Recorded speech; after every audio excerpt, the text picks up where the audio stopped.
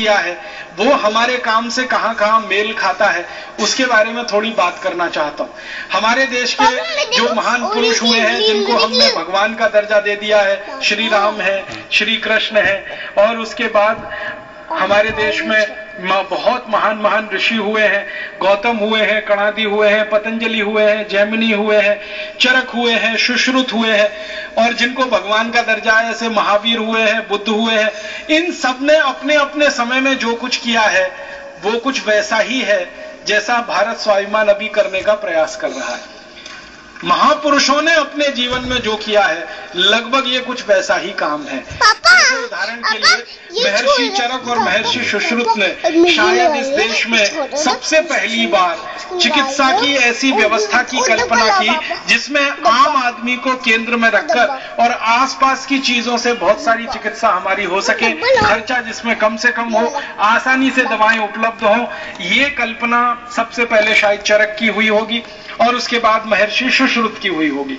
तो आज अपने भारत स्वाभिमान की तरफ से जो प्रयास चल रहा है वो भी कुछ इसी तरह का प्रयास है कि अपने आसपास में जो कुछ उपलब्ध है, तुलसी है, गिलोय है, नीम है, आंवला है, अश्वगंधा है, फिर शतावरी है, हजारों किस्म की छोटी छोटी चीजें सामान्य रूप से जो हमारी आंखों के सामने हमारे घर के आसपास में दिखाई देती है, इन्हीं से हम हमारी चिकित्सा व्यवस्था पूरी तरह से कर सकते हैं। ये कुछ उसी तरह का काम है जो सैकड़ों हजारों वर्ष पहले महर्षि चरक ने सबसे पहले जब शुरू किया होगा, उस स्थिति में जब रहा होगा, आज भी वैसा ही कुछ दिखाई देता है। महर्षि पतंजलि ने योग और प्राणायाम के माध्यम से आम आदमी के शरीर को साधन बनाकर और जीवन में इतनी ऊंचाई तक पहुंचाने का, साधना की बहुत उच्चतम शीर्ष तक पहुंचने का जो रास्ता बता दिया होगा, वैसा ही कुछ रास्ता आज भारत स्वाभिमान में परम पूजनीय स्वामी जी हमको बता रहे हैं, वो भी कुछ वैसा ही दिखाई देता है। इसी तरह से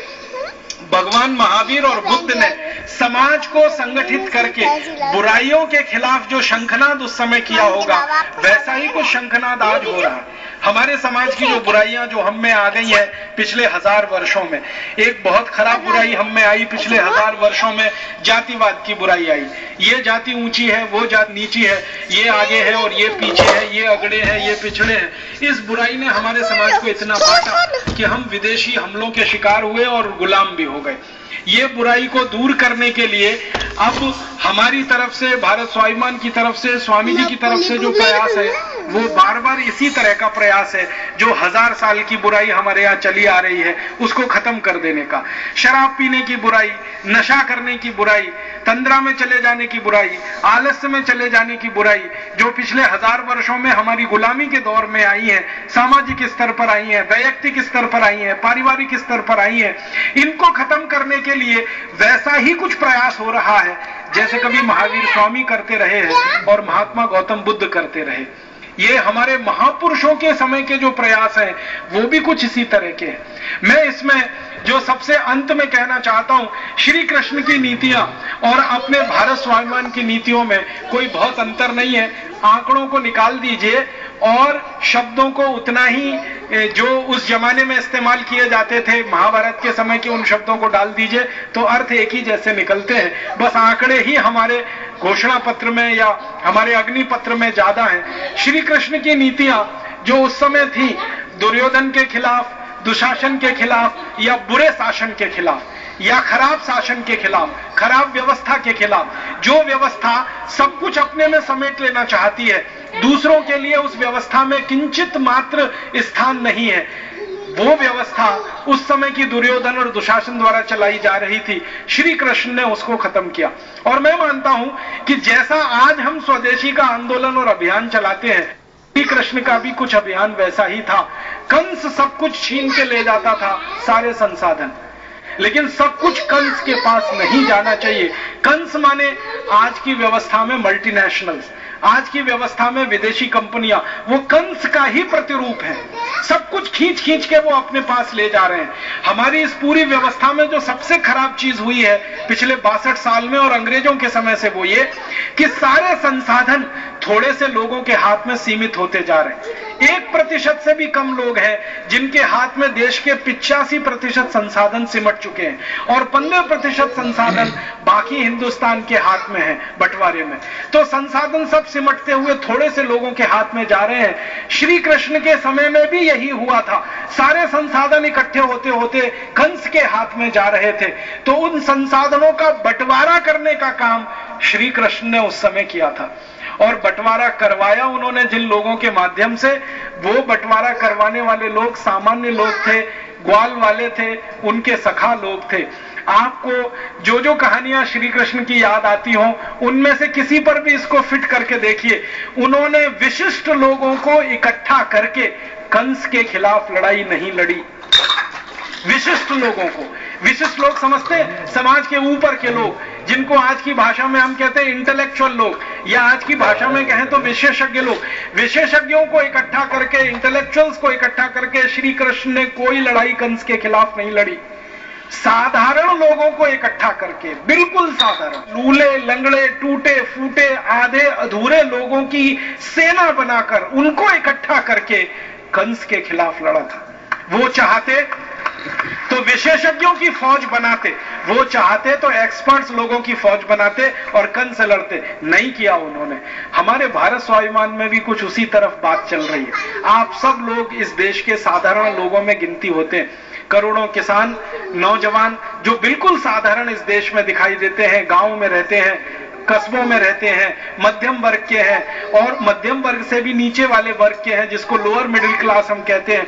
हमारे भारत स्वाभिमान के भी अधिकांश कार्यकर्ता, अधिकांश तो अगर मैं कहूं तो 90% से ज्यादा कार्यकर्ता, स्वयंसेवक उसी वर्ग से आते हैं जिस वर्ग से श्री कृष्ण ने लोगों को इकट्ठा करके कंस के खिलाफ लड़ाई लड़ी थी। तो महापुरुषों ने जो किया है, लगभग वैसा ही कुछ काम भारत स्वाभिमान में हो रहा है। और आखिरी जिन महापुरुष का मैं जरूर जिक्र करना चाहूंगा आपके सामने, श्री राम। श्री राम की जो मर्यादाएं हैं और उन्होंने जो आदर्श स्थापित किए हैं, वैसी ही कुछ मर्यादाएं और वैसे ही कुछ आदर्श अपना भारत स्वाभिमान स्थापित करेगा, इसका विश्वास और भरोसा मुझे तो कम से कम होने लगा है। भगवान श्री राम के आदर्श क्या है? मर्यादा पुरुषोत्तम श्री राम के आदर्श क्या है? महल छोड़ा, महल की सुख सुविधाएं छोड़ी, राजपाट छोड़ा और वन को चले गए। वन को जाते समय उन्होंने जो पहला आदर्श प्रस्तुत किया सबके सामने, वो ये कि जब वो वन गमन के लिए जा रहे हैं, कहानी तो आप सबको मालूम है, मैं सिर्फ रेखांकित करने के लिए कह रहा हूं। वन गमन को प्रस्थान कर रहे हैं तो उनके सहयोगी, उनके अनुचर, उनके सब नजदीकी लोग उनसे कह रहे हैं कि चलो, इतनी बड़ी दशरथ की सेना है, लेके चलो वन में। और करना क्या है? राक्षसों का संहार करना है। तो श्री राम कहते नहीं, ये लड़ाई जिनकी है, सेना भी उन्हीं की तैयार करनी है। तो वन गमन के लिए श्री राम का पहला आदर्श वो स्थापित कर रहे हैं। अपने साथ दशरथ की सेना लेके नहीं जा रहे हैं। चक्रवर्ती सम्राट होते हुए, हजारों लाखों लोगों की सेना के मालिक होते हुए 3 लोग वन गमन, एक वो, एक उनके भाई और एक उनकी धर्मपत्नी, क्यों नहीं ले गए सेना? वो कह रहे हैं कि आदर्श स्थापित करना। और अकेले निकले हैं 2-3 लोगों के साथ, और वन में जाकर महर्षि विश्वामित्र के आदेश और निर्देश पर वो इकट्ठा करते हैं। किसको? भीलों को इकट्ठा करते हैं, गोंडों को इकट्ठा करते हैं, किन्नरों को इकट्ठा करते हैं, किरातों को इकट्ठा करते हैं। ये भील एक जाति समूह है, किन्नर एक जाति समूह है, किरात एक जाति समूह है, वानर एक जाति समूह है। वानर का माने बंदर नहीं होता है, एक जाति समूह के लोगों का नाम वानर है। तो वानरों की सेना खड़ी होती है, किन्नरों की खड़ी होती है, किरातों की खड़ी होती है, भीलों की खड़ी होती है, गोंडों की खड़ी होती है। आज हम इन सबको भारत में साधारण लोगों की दृष्टि से ही देखते हैं और हमारे देश की शासन व्यवस्था में ये सब लोग बैकवर्ड क्लास में माने जाते हैं, शेड्यूल कास्ट और शेड्यूल ट्राइब्स में आते हैं। श्री राम ने उनकी सेना बनाई है और उनकी सेना बनाकर राक्षसों से या रावण से उनका युद्ध हुआ है। ये बहुत महत्व की बात है। हमारे इस भारत स्वाभिमान के अभियान में भी अगर आप ढूंढने के लिए निकल जाएंगे तो विशेषज्ञों की ये सेना नहीं बन रही है भारत स्वाभिमान, ये साधारण लोगों की फौज खड़ी हो रही है भारत स्वाभिमान, जिसमें किसान है, मजदूर है। मुझे तो एक दिन सबसे ज्यादा आनंद हुआ जब ऐसे ही एक कार्यक्रम में स्वामी जी ने एक भाई को खड़ा करके हम सबसे परिचय करा दिया ऑटो रिक्शा चलाने वाला एक भाई है, वो पुणे में काम करता है, दिन भर ऑटो रिक्शा चलाता है, शाम को जाकर योग की क्लास लेता है, सवेरे योग की कक्षाएं लेता है, शाम को योग की कक्षाएं लेता है, दिन भर ऑटो रिक्शा चलाता है। तो हम